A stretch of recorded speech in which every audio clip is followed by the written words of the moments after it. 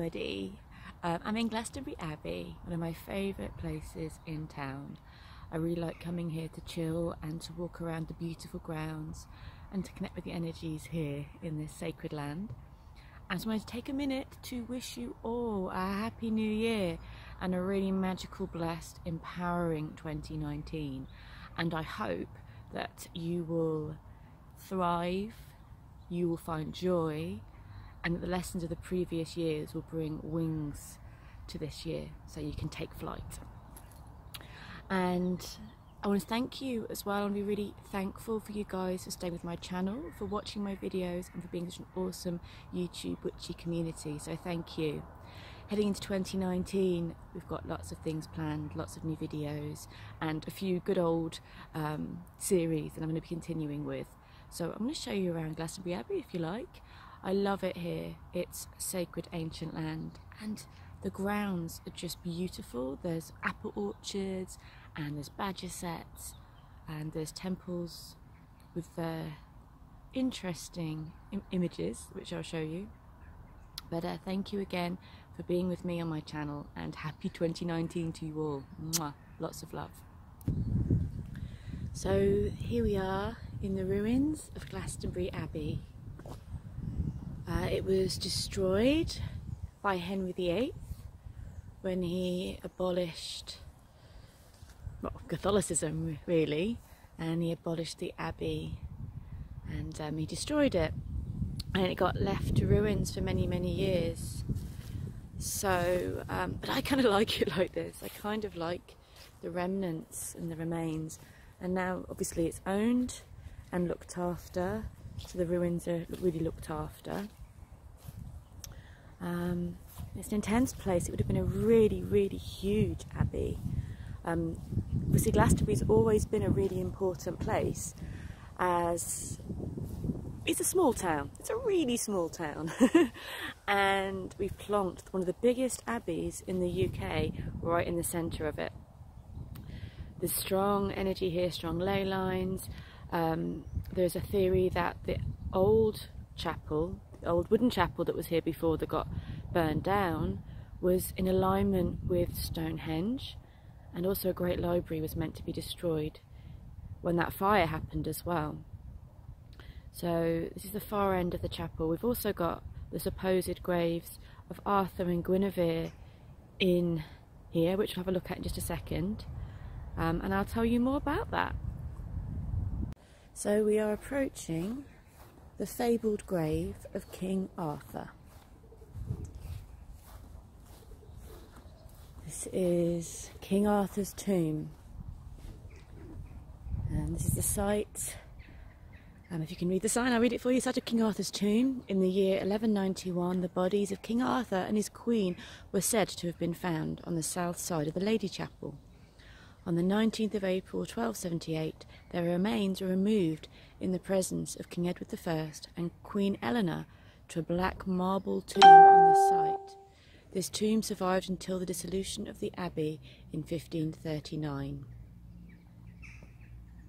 Now, I love my Arthur and Guinevere mythology, and I love the tales of Arthur, and I feel a real connection to Guinevere and Arthur and Merlin. I don't believe they were found there, and here's why. When the monks found, I do believe there was a king and queen, a Saxon king and queen found, and that's pretty evidential. Oh, here's the high altar, by the way.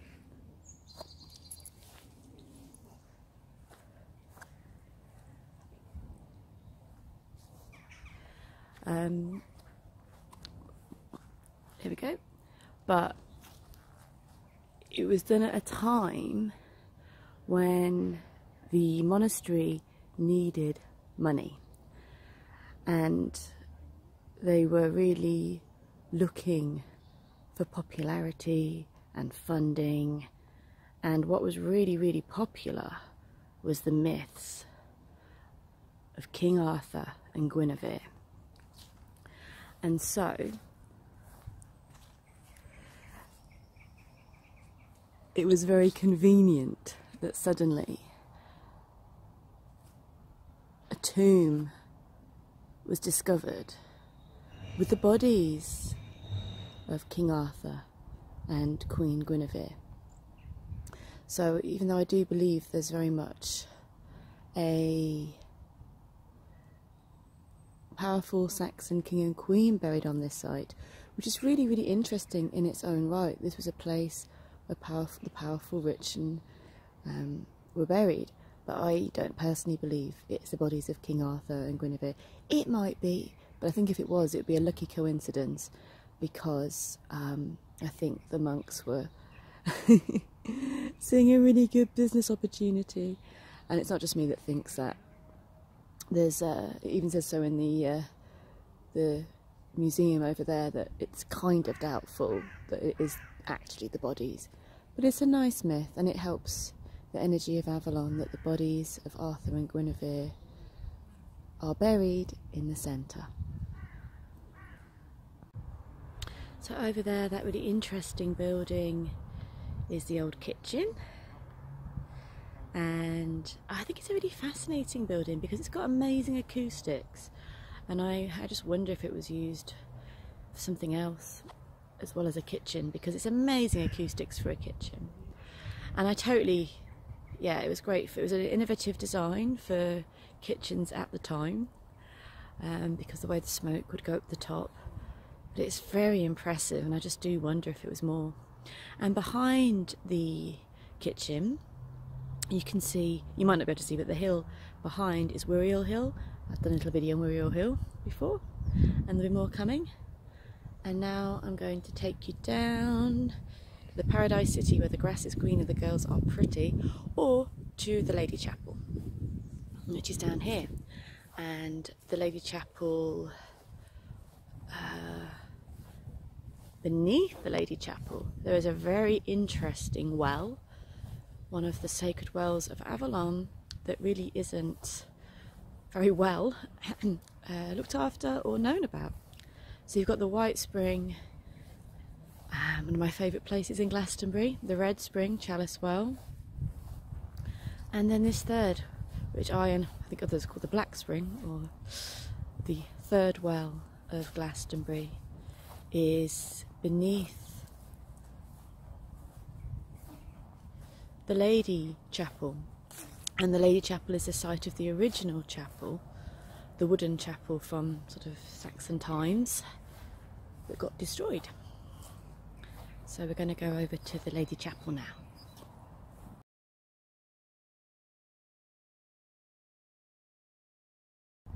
So while in the Abbey, I have bumped into an expert and author, a local expert author, Paul Weston. Hello, Paul. Hello, and Happy New Year, everybody. Happy New Year. And Paul's just something really, really fascinating. Do you want to share it before I share the view? I am very conscious of the idea of the discarnate monks that have been called the Company of Avalon, and that they're still about maybe, and we've actually got a potential image of one of them where we can get the emotional tone of thinking in such a way.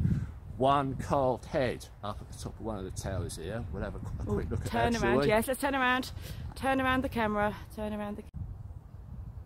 There we go, at the top there. You can zoom in. Yeah, we can. Yeah.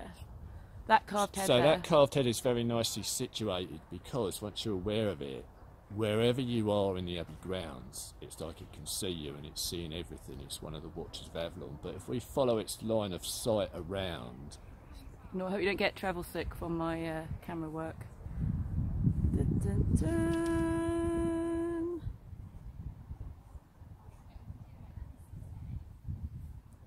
Oh, wait, there we go, there we go. That way. It is as if it is looking over to Wiriel Hill and the site of the now damaged Holy Thorn.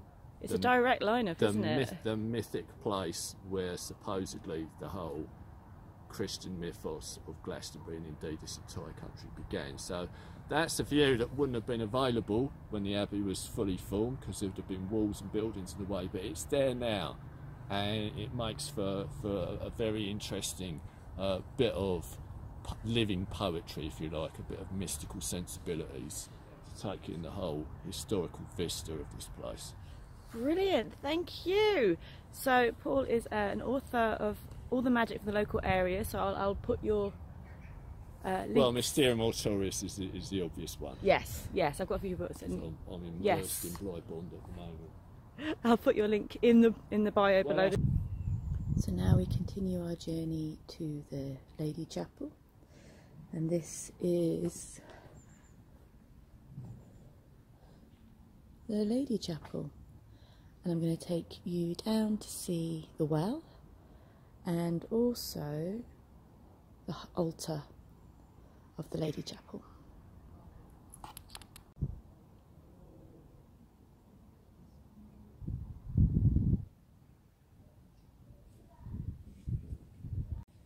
So going down the staircase, and this is it. This is the third well in Avalon, and it's called St. Joseph's Well, Joseph of Arimathea. Now we walk to the altar.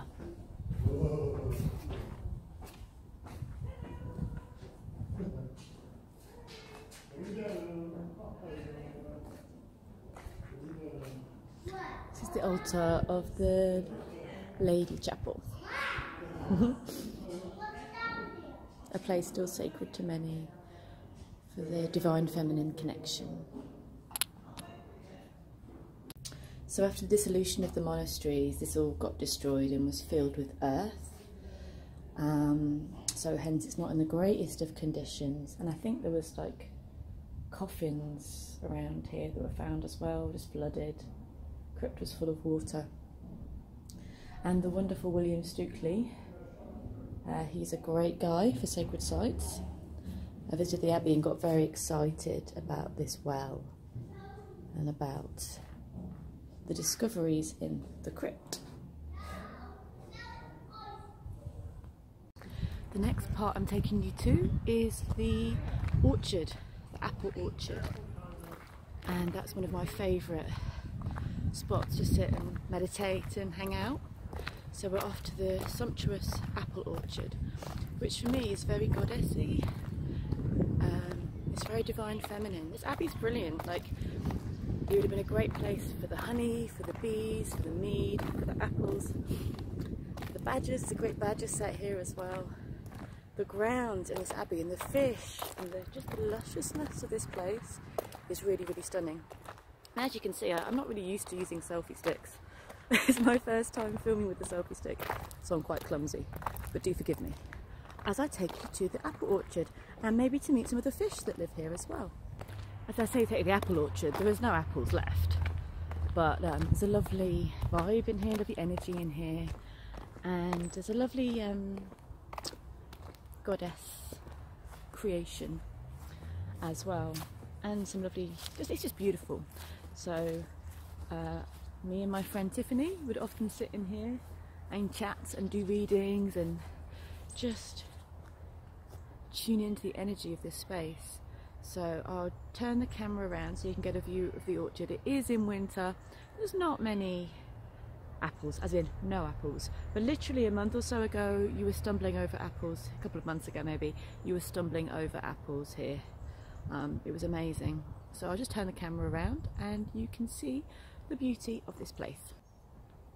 Wintery Orchard. I'll show you my favourite seat. Well, that's my second favourite bench there. This is my favourite seat, which in the summer is covered in high grass, apples, leaves, foliage, and you feel quite hidden away actually sitting here.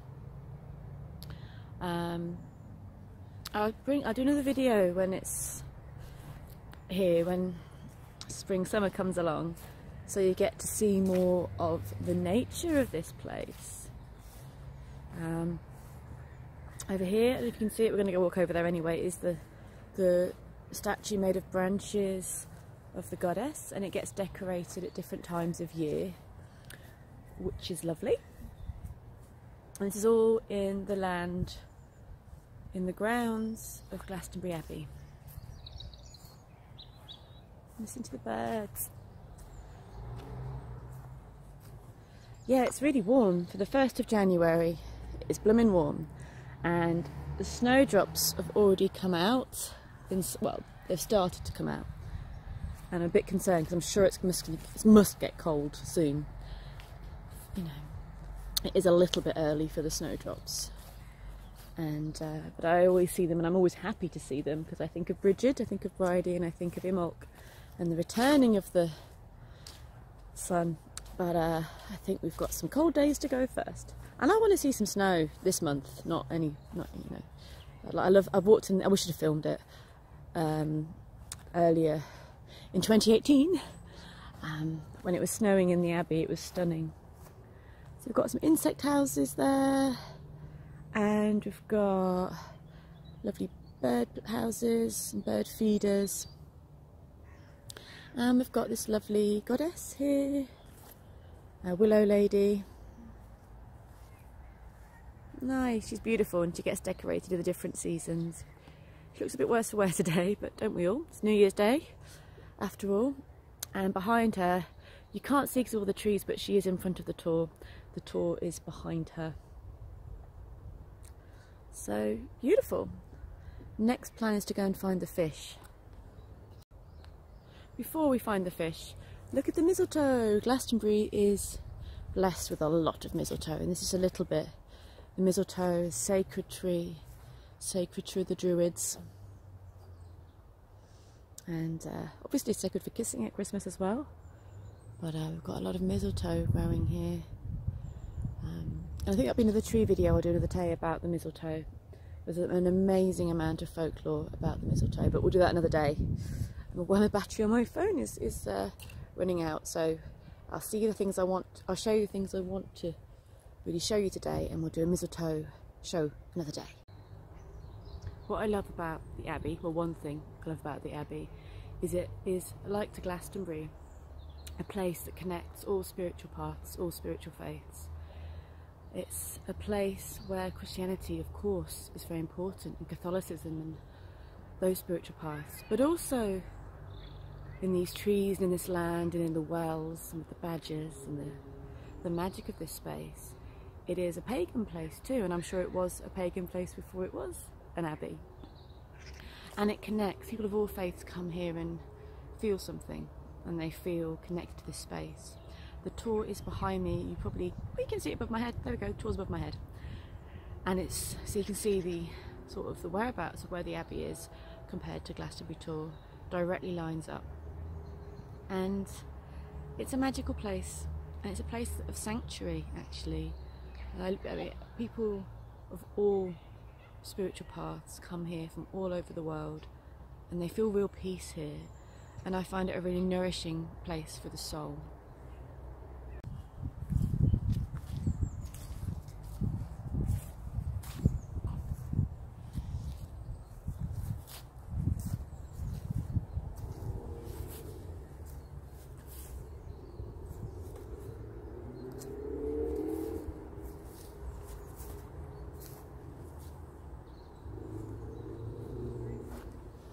There's a lot of people up the Thor today. No surprises there for New Year's Day.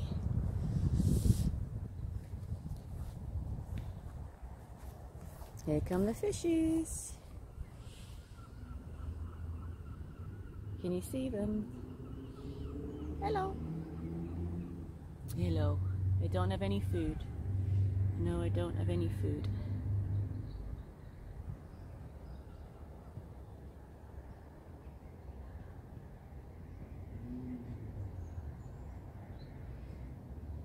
Sometimes do have food for you guys. Hello! But not today, or they all think I've got food. Hello! Hello! Hello!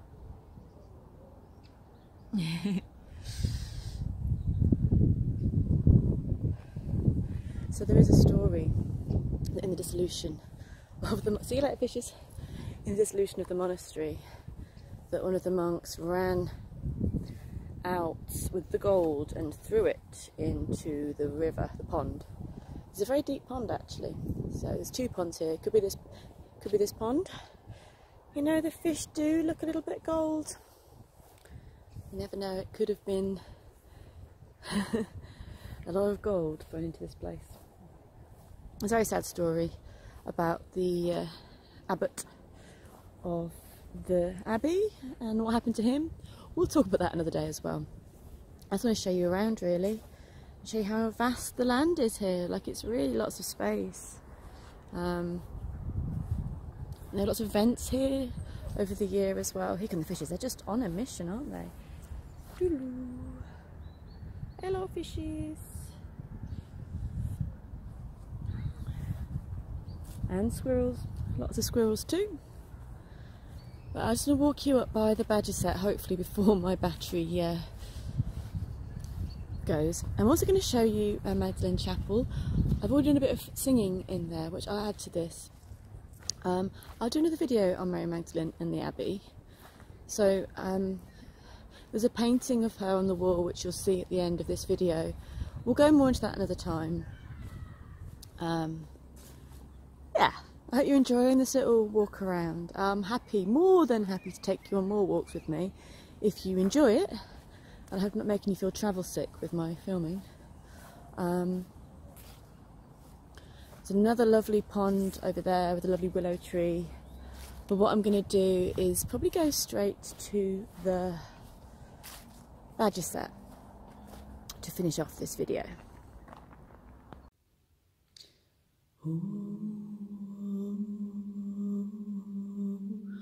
Overcome.